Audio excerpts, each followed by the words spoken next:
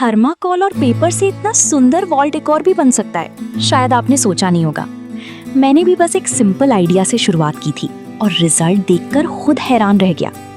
सबसे पहले मैंने थर्माकोल को अपने हिसाब से अलग अलग शेप में काट लिया, फिर नॉर्मल पेपर लिया और उस पर डिजाइन बनाना शुरू किया। धीरे धीरे जब ये डिजाइन तैयार होने लगे तो पूरा लुक बदलने लगा। आगे मैंने इसमें कुछ खास डिटेलिंग ऐड की है, जैसे लेयरिंग, पैटर्न और फिनिशिंग, जो इसे और भी यूनिक बनाती है।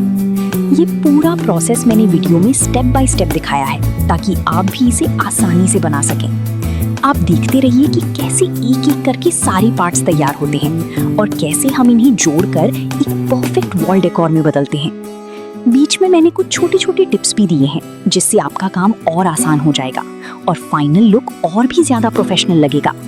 तो अगर आप भी अपने कमरे को कुछ नया और क्रिएटिव लुक देना चाहते हैं तो इस वीडियो को अंत तक जरूर देखें। अब तक आपने देख ही लिया होगा कि हमने कैसे बेस तैयार किया।